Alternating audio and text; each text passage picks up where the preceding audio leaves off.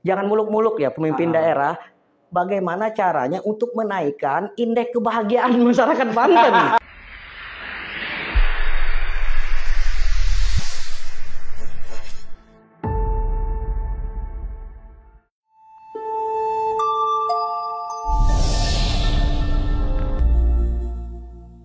Assalamualaikum warahmatullahi wabarakatuh. Selamat datang kembali di Bagus Podcast.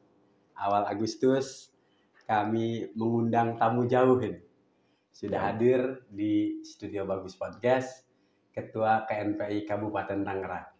Kita sapa dulu. Assalamualaikum, Bung Jo. Waalaikumsalam, Bung Saprol. Lagi ada acara nih di Serang. Lagi acara karena diundang oleh Bapak Saprol. Langsung to the point. Beliau ini meskipun Ketua KNPI Kabupaten Tangerang tapi namanya besar di Serang. Aktivis UIN. Dulu waktu Bung Jo kuliah di UIN namanya Dua kampus saya kan? Dua kampus. Antara UIN dan Untirta. Iya. Tapi UIN atau IAIN? Oh, IAIN. Oh, masih IAIN. Masih ya? IAIN. Tahu kan pemirsa kalau IAIN berarti di bawah 2010. Ya. Ya. 2005. 2005. Ini sempat memenuhi media-media massa kalau mahasiswa Serang turun ke jalan. Bung Juanda namanya, orang jauh tapi berhasil kini menjadi Ketua KNPI Kabupaten Tangerang. Ini tokoh pemuda. Kemarin dapat penghargaannya, pemuda inspiratif. Iya, 2024 dan 2023. Dua kali? Dua kali. Mau digadai ke Bank BJB, bisa nggak itu? Jadi nggak kaleng-kaleng tamu kita. Pemuda inspiratif Kabupaten Tangerang 2 tahun berturut-turut. Ini kita ngobrolin soal perpilkadaan serentak tahun 2024. Khususnya soal isu-isu Pilgub Banten. Bung Jo, ini kan spiritnya nih makin kesini pemimpin-pemimpin daerah trennya anak-anak muda. Benar. Di berbagai provinsi bahkan sekarang makin turun tuh. Usianya makin anak-anak muda. Apakah ini kabar baik bagi teman-teman KNPI? Kelihatannya mereka yang pernah ber-KNPI kemudian masuk ke dunia politik akhirnya punya panggung. Gimana catatan Bung Jo soal tren politik kita yang semakin dihiasi banyak anak-anak muda? Iya benar. Berbicara anak muda, memang ini trennya anak muda. Di KNPI Kabupaten Tangerang sendiri, aktivis yang sekarang aktif, yang kemarin lolos di legislatif itu lebih dari 8 orang pengurus KNPI Kabupaten Tangerang. Oke. Tapi kalau keseluruhan sekitar 18 keluarga besar KNPI Kabupaten Tangerang yang menjadi anggota legislatif kabupaten, provinsi, bahkan di pusat.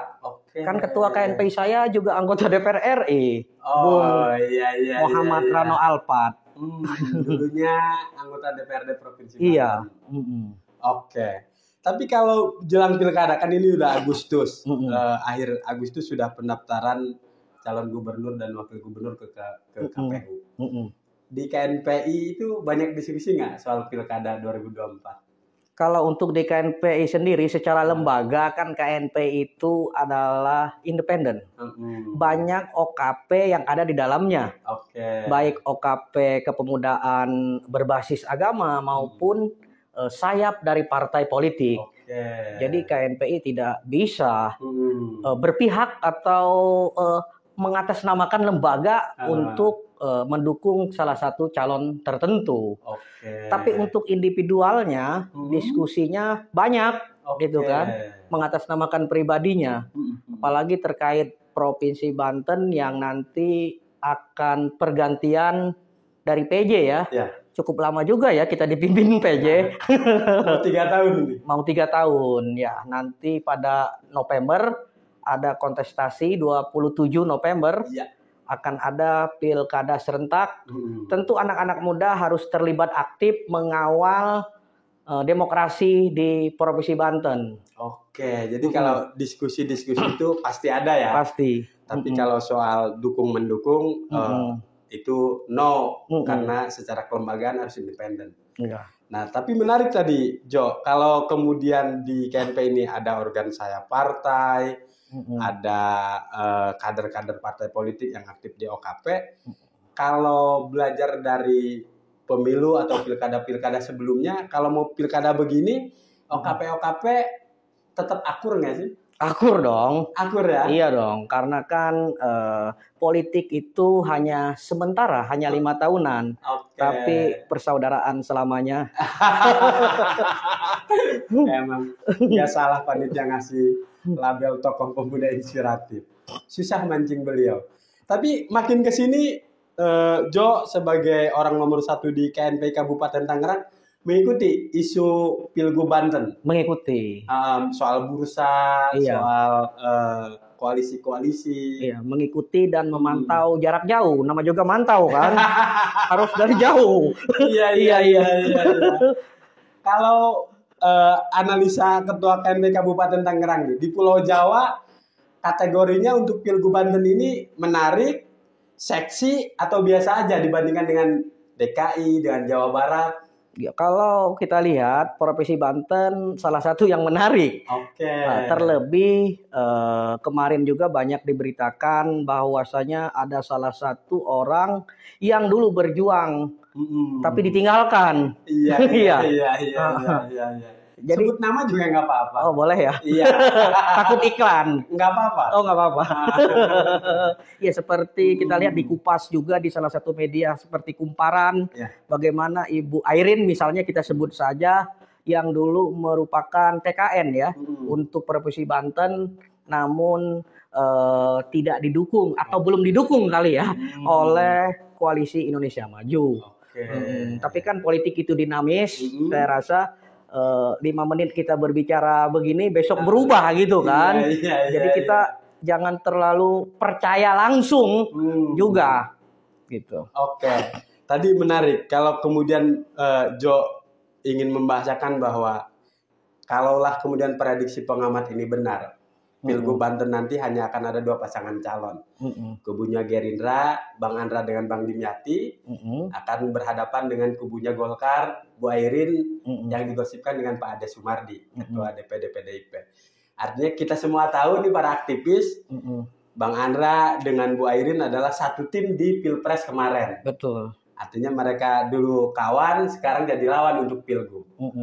Apakah ini bagi para pemuda tidak ada kawan abadi di dunia politik?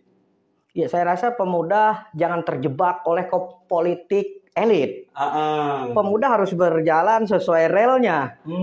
Karena kalau kita terjebak, yang ada baper, bro. Iya, jadi politik itu sekedarnya aja. Iya kan? Iya. Yang tidak sekedarnya ngopi kayak gini. Ya, harus dituntaskan. Iya. Biar tuntas kita. Jo, tapi kalau berkaca, kalau Jo sepakat bahwa Pilgub Banten juga seksi, menarik, sama seperti Pilgub DKI, sama juga Pilgub Jawa Barat. Kalau dari kacamatanya KNPI, seberapa mengedukasi sih hajatan demokrasi pada kaum muda, pada pemuda di Banten khususnya, pada generasi milenial, atau justru ini udah pemilu, kemudian mau pilkada, nyaris tidak ada sisi edukasinya misalnya? Betul. Kalau catatan Ketua KNP Kabupaten Tangerang, apa semestinya yang harus dilakukan partai politik, kemudian para kandidat? Karena begini, banyak sekali ketika mau gelaran pilkada, partai politik kok kelihatannya kayak nggak punya kader terbaiknya, sehingga harus mengusung kader partai lain. Soal regenerasi itu apa catatan Jo soal regenerasi di tubuh partai politik kita? Iya, partai politik kan intinya kepentingan ya sebenarnya. Intinya kepentingan. Iya, kader terbaik juga kadang-kadang bisa tidak diutamakan jika kepentingan itu tidak tercapai oleh sang founder partai politik itu. Jadi tetap penentunya bohir ya? Bohir dong. Iya. Karena mahal kan politik. Karena mahal. Jadi ongkos politiknya emang nggak bisa dihitung 2 digit ya, pasti lebih. Kapasitas katanya ya, dan isi tas ya. Dan isi tas. Dan isi tas. Artinya kalau KPU Banten menganggarkan hampir 0,5 triliun untuk Pilgub Banten, maka para kandidat harus punya uang, harus punya cuan triliunan berarti. Bisa dong. Oke. Ya karena lobby-lobby politik saya lihat ada sejenis mahar juga kali ya. Isu-isu yang berkembang. Iya. Misalnya berapa kursi harus bayar berapa gitu kan. Walaupun itu seperti kentut ya. Ada baunya doang. Iya. Kayak money politik ya. Iya. Amplopnya berserakan tapi pembuktiannya sulit. Betul. Oke, Jo, kalau misalnya tadi regenerasi di partai politik nyaris gagal, terutama di Provinsi Banten. Kan mestinya kalau hasil pemilu 2024 kan ada 10 partai politik yang dapat kursi di DPRD Banten untuk periode 2024-2029. Tapi faktanya ya figur-figurnya tetap dari partai-partai besar aja. Betul. Partai-partai lain kayaknya belum punya jago yang mumpuni atau nggak punya cuan. Partai politik dia kan harus menghitung kursinya untuk bisa mencalonkan diri. Jika partai besar wajar dong dia yang menongol dan dicalonkan. Pertama kursinya banyak, sedangkan partai yang lain itu hanya mengikuti saja karena kursinya jauh. Masa dia hanya segelas tapi dia pengen ember gitu kan, gitu. Dia harus mengikuti dan mengisi ember itu. Jadi di politik juga harus sadar posisi ya? Iya dong. Tapi kan politik kita ini anomali, Jo. Misalnya di Pilpres kemarin, Partai A dukung si A, Partai B dukung si B, Partai C dukung si C. Yang menang si A misalnya. Partai politik yang B dan C juga nyatanya nggak mau oposisi, malah ikut bergabung ke pemenang. Gimana tuh, Jo? Kepentingan jangka pendek beda. Kalau itu kepentingan jangka panjangnya. Iya. Apa maksud Jo? Idealisme partai politik di kita juga patut dipertanyakan. Partai politik itu tidak punya idealisme. Iya dong. Oke. Hanya punya seni untuk merebut kekuasaan kan, bagaimanapun caranya. Iya dong. Setiap kader partai politik itu pasti ingin merebut kekuasaan. Jadi sangatlah wajar jika ada yang berlomba-lomba gitu kan untuk dililik oleh partai politik. Bahkan ada di Provinsi Banten spanduknya sudah tersebar. Dia itu dari partai politik, berbicara uang mungkin dia ada, tetapi tetap tidak bisa juga direkom. Ada kan? Ada banyak. Dulu kita mencatat lebih dari 10. Iya. Bakal calon gubernur. Iya. Yang baliho spanduknya bertebaran. Iya. Kita sebut aja Pak Arif Wismansa misalnya dan Ibu Iti. Iya. Yang notabene kader asli Partai Demokrat. Dan mereka orang berpengaruh di daerahnya. Sama-sama 10 tahun memimpin daerahnya. Pernah di DPR RI juga. Iya.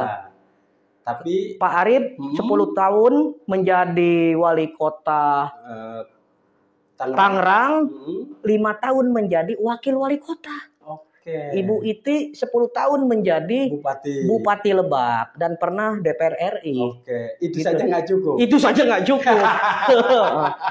Untuk bisa direkom oleh partai politik untuk mencalonkan. Artinya begitulah fakta dunia politik kita. Nah kalau bicara soal ketua KNPI ini, kalau mau pemilu, mau pilkada, banyak godaan nggak sih, Jo? Banyak ngerem sih. Godaan banyak. Iya, karena di pundak ini organisasi ya. Iya. Banyak menahan diri. Kalau bisa tergoda, gawat. Independensinya. Iya. Walaupun itu tindakan pribadi sebenarnya, tidak bawa organisasi. Tetapi kan orang melihatnya bukan itunya. Dia itu siapa sih? Gitu. Iya. Siap, Jo. Periode Jo KNPI Kabupaten Tangerang sampai tahun nanti 2024 ini habis. Akhir tahun ini? Iya, setelah pilkada. Nah, melihat trennya pemimpin daerah, wakil rakyat, udah kesini anak-anak muda, tergoda nggak untuk terjun ke dunia politik? Kalau udah dimisioner? Kalau aktivis itu kan cita-citanya sebenarnya nggak jauh-jauh ya. Lebih bagaimana dia bisa melanjutkan hasrat hasrat keaktivisannya. Betul. Seperti yang bertanya juga sebenarnya kan. Kan banyak juga yang jadi wartawan akhirnya menjadi anggota DPRD. Betul. Ada di Kabupaten Tangerang. Ketua fraksi Golkar itu yaitu mantan jurnalis. Dan sekarang menjadi sekretaris Partai Golkar, itu salah satu contohnya kan ada. Jadi yang sukses ada, wartawan terjun ke politik berhasil. Yang gagal juga banyak. Teman-teman saya yang di sana malah gagal semua, Jo. Jadi garis tangannya masih belum berpihak. Tapi kan kalau bicara zonasi nih, bicara daerah, Jo Ketua KNP Kabupaten Tangerang. Sementara kalau mau pemilu, mau pilkada, jualan para calon itu disparitas kesenjangan antara Banten Utara dan Banten Selatan nanti akan kami seimbangkan. Jo sebagai yang tinggal di Banten Utara yang udah maju Tangerang Raya, bagaimana melihat Banten Selatan ini memang ketinggalan jauh, Jo? Ya jadi kalau di Tangerang itu kadang-kadang ada sebutan gini, mau ke Banten gitu ya. Padahal Tangerang bagian dari Banten. Apakah mungkin pimpinan daerahnya dulu jarang ke Tangerang, kita nggak tahu kan? Iya. Gubernur-gubernur sebelumnya jarang ke Tangerang atau gimana? Coba tanya kalau kita di Tangerang mau kemana, ke Banten? Padahal kan Tangerang bagian dari provinsi Banten juga. Jadi seolah-olah Tangerang itu di luar Banten. Iya. Serang, Cilegon, Lebak, Pandeglang di sini baru disebut Banten. Iya, mungkin itu semangat provinsi Tangerang Raya kali ya. Iya. Jo kan enak bisa menilai. Dulu pernah menjadi aktivis di Serang, kemudian sekarang berkarya dan berkarir di Kabupaten Tangerang. Artinya PR utama calon gubernur nanti kita, gubernur yang baru nanti, apa sesungguhnya untuk menghapus kesenjangan, apa persoalan infrastruktur, apa persoalan pendidikan, apa Jo memotretnya? Jangan muluk-muluk ya pemimpin daerah. Bagaimana caranya untuk menaikkan indeks kebahagiaan masyarakat Banten? Jangan PR-nya itu. Iya, kalau infrastrukturnya memadai, pendidikan memadai, kesenjangan sosial juga tidak terlalu ini kan, tidak terlalu kesejahteraan jauh akan dilakukan, maka kebahagiaan. Berarti ketika kebahagiaan indeksnya di bawah rata-rata, se-Indonesia terburuk ya katanya menurut data. Atau jangan-jangan gubernur yang dulu atau yang sekarang tidak bekerja. Kok nggak bahagia orang Banten di survei gitu kan? Iya. Tersinggung juga ternyata ketua KNP. Tersinggung dong, karena kan kita kadang-kadang berbahagia juga. Ini surveinya pas di tanggal tua, Jo. Oh, bisa. Jadi respondennya mengaku tidak bahagia.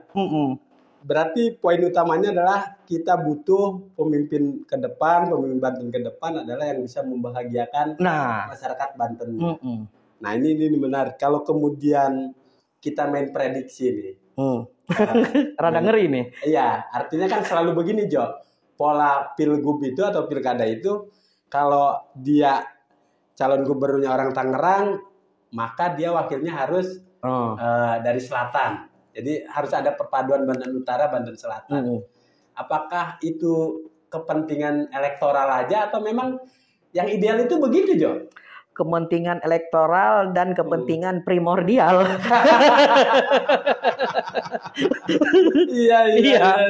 Iya kan?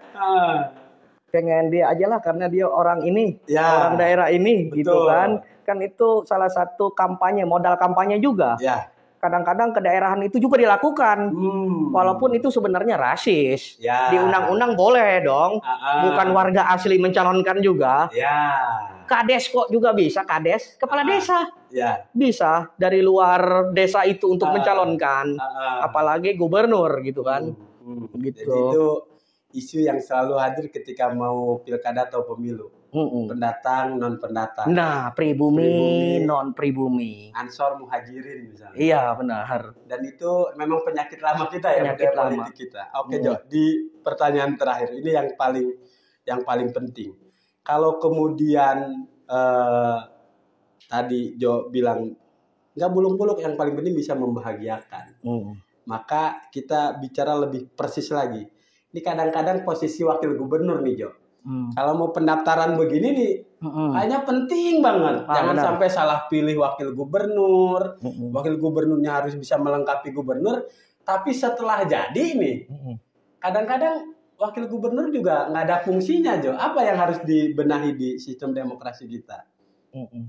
Ngeri-ngeri sedap ya kalau berbicara nggak hanya wakil gubernur, wakil bupati juga bisa begitu kan. Nah, sehingga terjadi kan di berbagai daerah ribut. Betul. Ada kan di media matahari kembar.